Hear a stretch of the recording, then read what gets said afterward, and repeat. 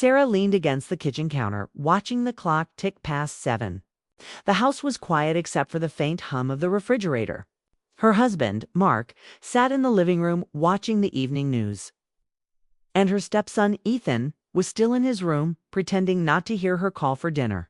It had become a routine, one she never wanted but somehow got used to. 3 years ago, when Sarah married Mark, she thought love and patience could fix everything. She believed that one day Ethan would accept her, maybe even smile at her like he once did when they first met. But that hope had started to fade. "Ethan," she called again, trying to sound gentle. "Dinner's ready." No answer. Just silence. She placed the plates on the table. Mark's favorite roasted chicken, mashed potatoes, and green beans. Ethan used to love this meal too. When he finally came down, his eyes avoided hers, his shoulders tense. He sat quietly, eating a few bites before pushing the food around his plate. The air was heavy. Sarah tried to start a conversation. "How was school today?" she asked. "It was fine. Anything interesting happen?" He shrugged. "Not really." Mark tried to lighten the mood. "Hey, big game next week, huh? You still playing midfield?" "Maybe," Ethan muttered, not looking up. Sarah's heart sank. She missed the days when Ethan's laughter filled the house, when he'd show her his soccer trophies and ask her to record his matches. But that was before he turned 15, before he started blaming her for everything that went wrong. He never said it directly, but she could feel it in his distance, his silence, his eyes that refused to meet hers. After dinner, Mark gave her a reassuring glance before going upstairs to take a call. Sarah began clearing the table. Ethan stood, grabbed his backpack, and headed toward the stairs. "Ethan," she said softly. He stopped, but didn't turn around. "I know you don't like me much right now, but I'd really like it if we could talk sometime. Maybe go out for ice cream like we used to." He sighed. "You don't have to pretend, Sarah. You're just trying to make things look normal." Her voice cracked slightly. "I'm trying to make things better." "Well, maybe stop trying so hard." He disappeared into his room, leaving her standing there with a plate still in her hands. She stared at the empty staircase, trying to swallow the ache in her chest. She wasn't angry. She was just tired. That night she sat beside Mark on the couch. The TV was on, but neither of them were watching. "He hates me," she whispered. Mark rubbed her hand. "He doesn't hate you. He's confused. Losing his mom was hard." "No," Sarah said. "But it's been 3 years. He doesn't even try anymore." Mark looked at her sadly. "He still thinks if he accepts you, it means letting go of her. He's stuck between the past and the present." Sarah rested her head on Mark's shoulder, tears filling her eyes. She didn't blame Ethan. She knew the kind of pain he carried. His mother had left, suddenly no explanations, no goodbye. Just a note that said she couldn't do this anymore. Ethan was 13 then, old enough to remember every word, every moment of confusion. The next morning, Sarah tried again. She woke early and made pancakes the way Ethan used to like them, with blueberries and extra syrup. When he came downstairs, he paused for a moment, surprised. "Morning," she said with a smile. "Thought I'd make something special today." He looked at the pancakes, then at her. "You don't have to do that." "I wanted to," she replied softly. He sat down, but didn't say anything. He took one bite, and for a moment she saw something soften in his eyes. Then it was gone. He finished quickly and stood up. "Thanks," he mumbled before leaving for school. It wasn't much, but for Sarah, it was something. Later that day, Mark called her from work. "You doing okay?" "Trying," she said. "He talked a little this morning." "That's good. Keep at it, Mark." "What if I never get through to him?" "You will," he said gently. "Just don't give up." After hanging up, Sarah went into Ethan's room to drop off his clean laundry. She paused when she saw an old photo on his desk. Ethan, his mom, and Mark at the lake years ago. She picked it up, her heart heavy. She didn't want to replace anyone. She just wanted to be part of his world. That evening, she heard the sound of the front door closing. Ethan had gone out without saying a word. Mark came home later, worry written across his face. He skipped practice again. He said, "Coach called." Sarah's voice trembled. "He's drifting away, Mark. We're losing him." Mark sighed. "I'll talk to him when he gets back." When Ethan finally returned, Sarah met him in the hallway. "Where were you?" "Out," he said sharply. "Ethan, this isn't like you." "Maybe you don't know me as well as you think." "That's because you won't let me," she replied quietly. "Maybe I don't want to." The words stung, but she didn't raise her voice. "I'm not your enemy, Ethan. I care about you, whether you believe it or not." He glanced at her, his eyes full of frustration and sadness. "You'll never be my mom." Sarah nodded slowly. "I know. And I'm not trying to be. I just want to be someone you can count on." He turned away, and she knew the conversation was over. That night, when Sarah went to bed, she couldn't sleep. She lay awake, listening to the faint creak of the house, wondering where things had gone so wrong. Mark reached over, taking her hand. "You're doing more than most would," he said softly. "But it doesn't seem to matter," she whispered. "He's shutting us both out." "Then we'll keep trying," Mark said. "That's what family does." Sarah turned toward the ceiling, her heart aching. She thought about the small boy she once knew, the boy who used to laugh when she read him bedtime stories, who would fall asleep on the couch while she brushed his hair from his forehead. That boy was gone now, replaced by someone she couldn't reach. But even in her sadness, she made herself a promise she wouldn't give up on him. Outside, the wind rustled through the trees. The world moved quietly, unaware of the silent battle happening inside that little huzzah battle between love and distance, between a woman's hope and a teenager's grief. Sarah closed her eyes, whispering a prayer into the dark. Maybe tomorrow would be different. Maybe, just maybe, he'd see she was trying. The next morning, Sarah woke up determined. She stared at the ceiling for a long time, replaying the last few weeks in her mind. Every conversation with Ethan ended the same way, cold silence or sharp words. But deep down, she knew that anger was just pain wearing armor. And if she could find a way to reach through that armor, maybe she could finally help him heal.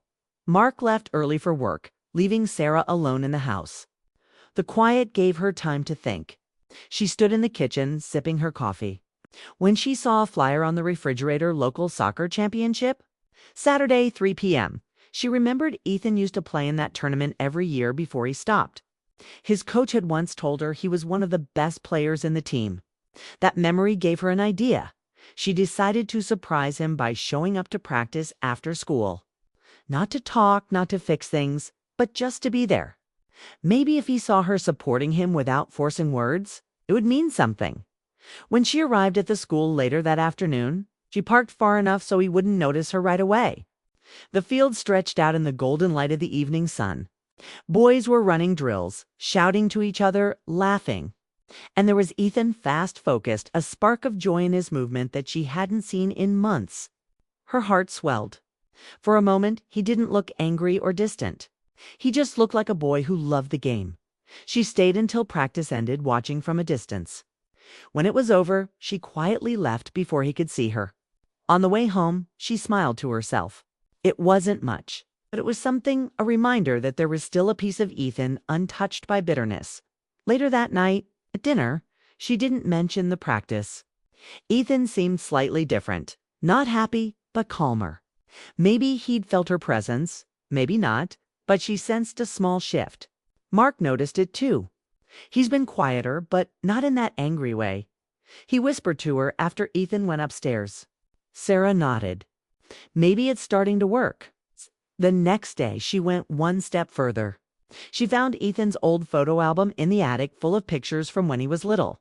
Him in his soccer uniform, missing teeth but smiling proudly. Him with his dad fishing by the lake. Even one with his mother, laughing with him at a picnic. Sarah carefully dusted it off and placed it on his desk, along with a short note that said, "You were always meant to shine. Ethan, never forget who you are." When Ethan came home from school, she watched him go upstairs. Moments later, she heard his door close. There was silence for a long time. Then she heard soft footsteps behind her. Ethan stood there, holding the album. His face was unreadable. "Where did you find this?" he asked. "In the attic," she said gently. It was gathering dust. "I thought you might want to look at it again." He looked down at the album, then back at her. "Thanks," he said quietly, and walked away. It wasn't a smile, but it wasn't rejection either. It was a start. That night, Mark came home to find Sarah sitting on the couch, deep in thought. "You're getting through to him, aren't you?" he asked, hopeful. "I don't know," she said. But for the first time, he didn't look at me with hate. "I'll take that." The following weekend, Sarah decided to do something even more meaningful. She remembered how much Ethan used to love the lake where they all used to go as a family. It had been their happy place before everything fell apart. So she planned a small trip there, nothing forced, just a quiet afternoon. She told Mark, "Let's go there Sunday. Maybe we can just start over, even for a few hours." Mark hesitated. "You think he'll agree?" "I'll let him decide," she said. "But I have to try." On Sunday morning, she knocked on Ethan's door. "We're going to the lake for a bit. You can come if you want. No pressure." He didn't answer right away. Then, to her surprise, he said, "Maybe later." Sarah didn't push. She and Mark packed the car and left, but half an hour later, she saw a familiar car pull into the lot behind them. Ethan had come on his own. That alone made her heart lift. They spent the afternoon sitting by the water. The autumn breeze was cool, carrying the scent of pine and earth. Sarah stayed quiet, letting Mark and Ethan talk. They skipped stones, laughed about old stories, and for the first time in years, almost felt like a family again. When Ethan wandered off toward the dock, Sarah followed slowly. He was sitting at the edge, staring at the rippling water. She sat beside him without saying anything for a moment. The silence was peaceful. "I used to come here with Mom," he said finally. "I know," she said softly. "She loved this place." He looked down. "Sometimes I think about her. I don't even remember her face clearly anymore." Sarah's heart tightened. "That's okay, Ethan. Memories change, but love doesn't. She loved you very much." He glanced at her, studying her expression. "How do you know?" "Because I've seen how much your dad loves you," she said, smiling faintly. "That kind of love doesn't come from nowhere." For the first time, Ethan didn't look away. He didn't speak either, but something in his eyes softened. They sat in silence until the sun began to set, painting the lake in orange and gold. That evening, back home, Sarah caught Mark's eye. He smiled. "Progress?" She nodded. "Maybe, for once. I think he saw me not as a stranger, but as someone who cares." Before bed, Sarah passed by Ethan's room. His door was half open. She peeked in quietly. He was sitting at his desk, looking at the old photo album again. When he noticed her, he didn't close it or tell her to go away. He just gave a small nod, not quite a smile, but enough to make her chest warm as she lay in bed later. Sarah whispered to herself, maybe love doesn't need to be forced. Maybe it just needs time. Deep down, she knew this was only the beginning. The walls between them were cracking, slowly but surely. She didn't know what the next step would be, but for the first time in a long while, she believed there was hope.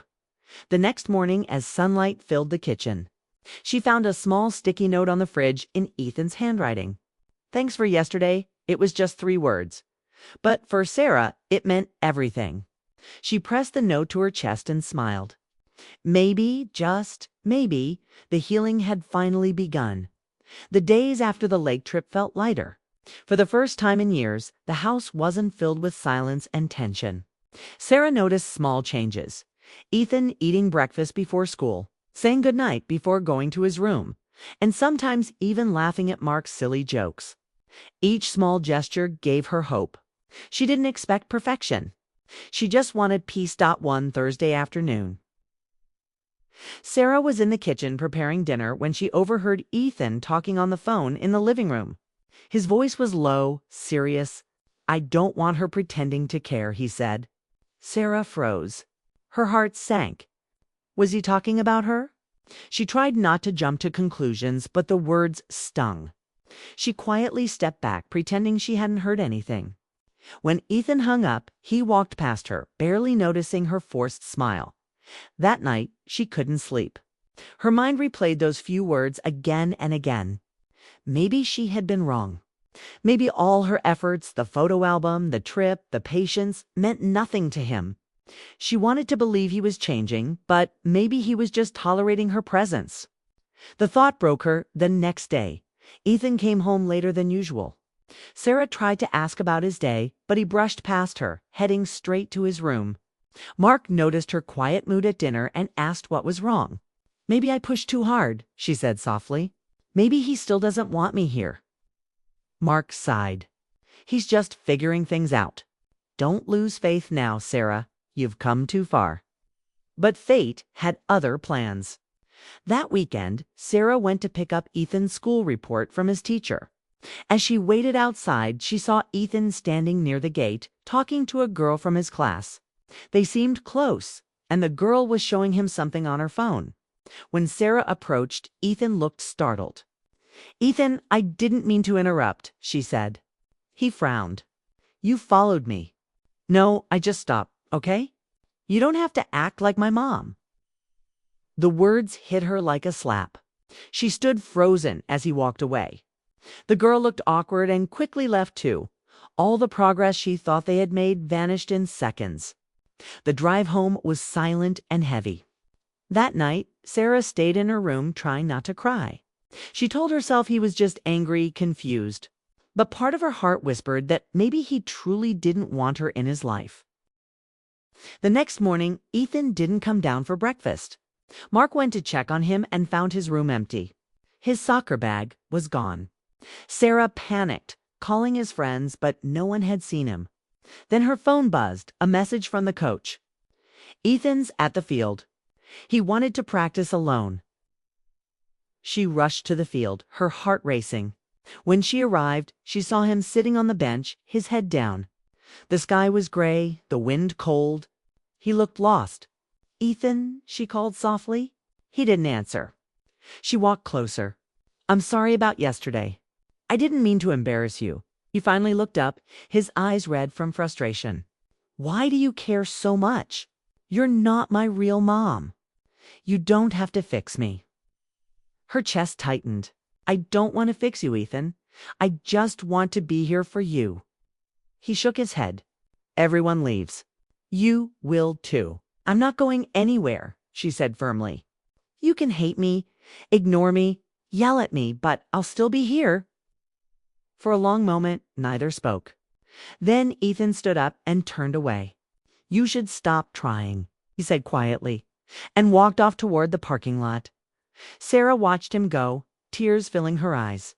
She sat on the bench, hugging herself against the cold. The wind carried the faint sound of kids laughing in the distance. And she felt painfully alone. When she returned home, Mark was waiting. "Did you find him?" She nodded. "He said I should stop trying." Mark put a hand on her shoulder. "Don't listen to that. He's scared.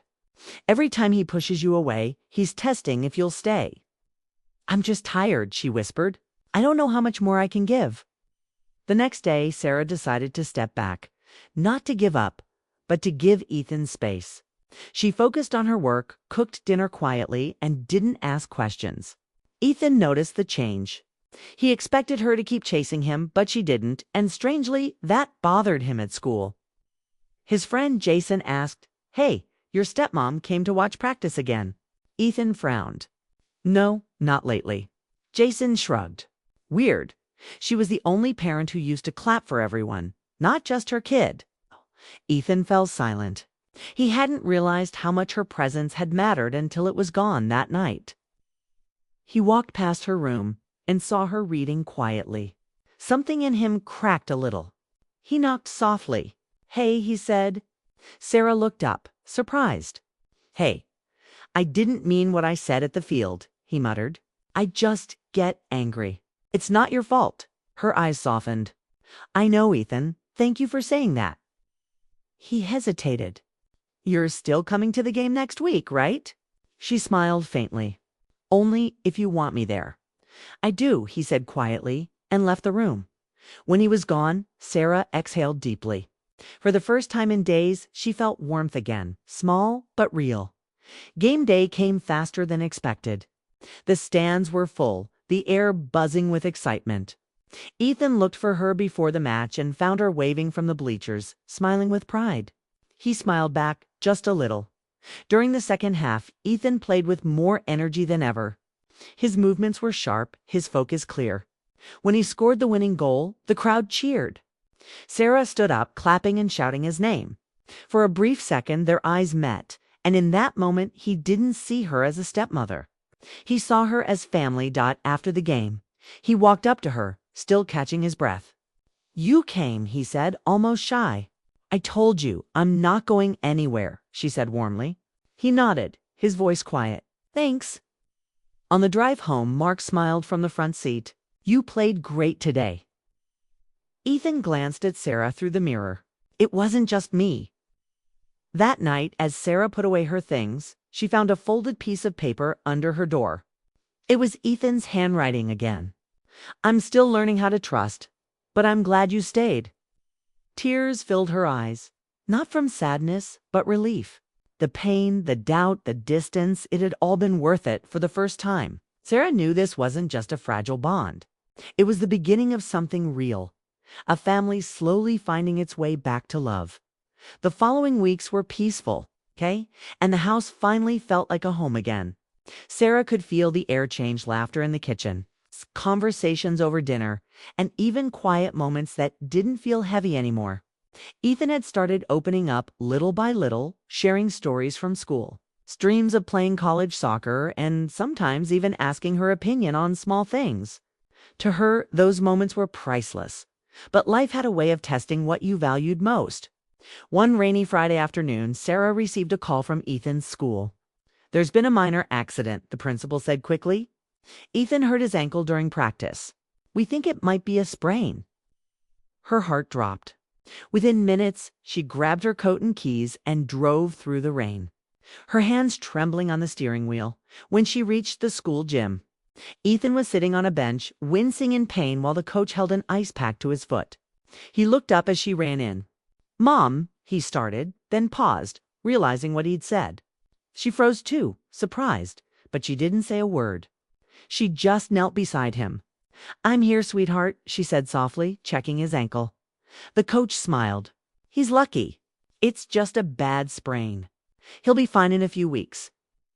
Relief washed over her.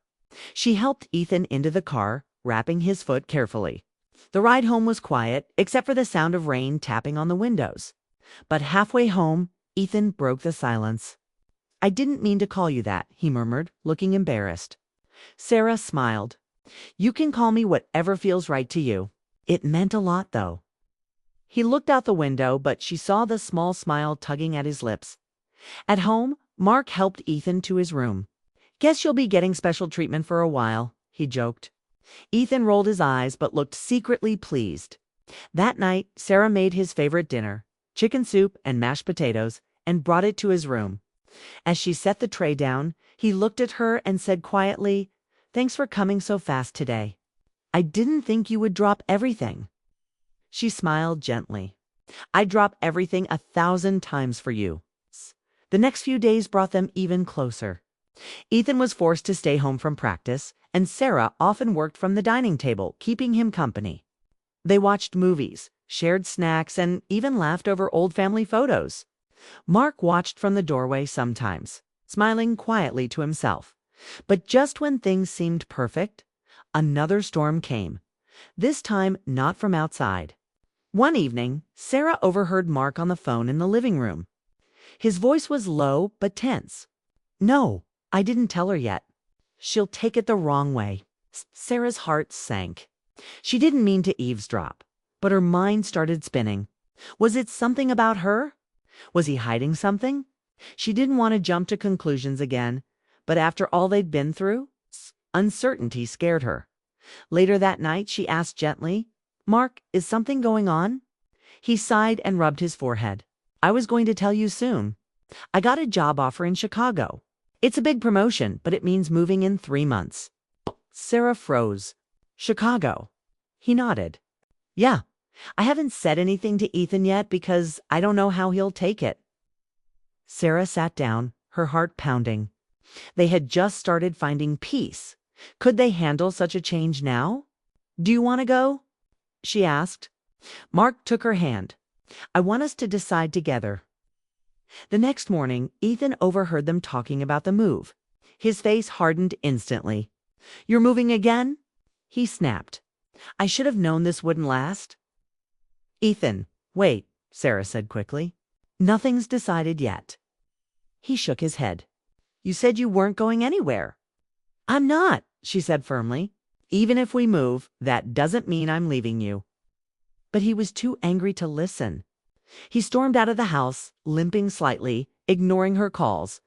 Hours passed with no word. Sarah's anxiety grew unbearable. The sun had set and the streets were wet from last night's rain. Mark called his friends while Sarah drove around the neighborhood searching. Finally, near the park, she spotted him sitting under a tree, soaked and shivering. She pulled over and rushed toward him. "Ethan," she called, kneeling beside him. "You'll get sick out here." He looked up, his eyes full of frustration and fear. "You don't get it. Every time something good happens, it disappears. I can't do it again." Sarah took his hand, her voice trembling. "I know you're scared, but I'm not leaving because I have to. I'd only move if it's right for all of us. You're part of this family, Ethan. You get a say too." He looked at her, uncertain. "You'd stay if I asked you to." She nodded. In a heartbeat. He didn't respond right away. But then he leaned forward, resting his head against her shoulder. "I just don't want to lose this again," he whispered. "You won't," she promised softly. The rain started again, light and steady. She helped him up, wrapped her coat around him, and they walked to the car together. The silence between them wasn't heavy anymore. It was full of understanding. When they got home, Mark was waiting by the door, relief flooding his face. "You okay, buddy?" he asked. Ethan nodded. "Yeah, I'm sorry for running off." Mark smiled and ruffled his hair gently. "You scared us. You know that?" Ethan glanced at Sarah. "I know, but I think I just needed to be sure of something." That night, they all sat together in the living room. Mark explained the job offer again, this time asking Ethan what he thought. Ethan thought for a long moment, then said, "I don't want to move yet. I just started feeling like this is home." Mark nodded. "Then we'll stay. No job is worth losing this." Sarah felt tears gather in her eyes. After all the ups and downs, after all the walls and misunderstandings, they had finally become what she'd hoped for, a real family. Weeks later, as Ethan's ankle healed, he returned to soccer. Stronger and more confident. Sarah and Mark cheered from the stands, just like before. After the game, Ethan jogged over and said, "You know, I'm glad you didn't stop trying." Sarah smiled warmly. "I told you I never would." That night, as they all sat on the porch watching the sunset, Ethan turned to her and said softly, "You know, when I called you Mom that day, I meant it." Sarah's eyes filled with emotion. She reached over, squeezing his hand. "That means more than you'll ever know." The sky turned golden, the air calm. There was no more tension, no more fear, just quiet peace. After everything they'd been through, Sarah realized something simple yet powerful. Sometimes love doesn't arrive easily or perfectly. It's built through patience, forgiveness, and the courage to stay when it's hardest. And as the sun disappeared behind the horizon, she smiled, knowing that what they had wasn't fragile anymore. It was real, strong, and finally complete.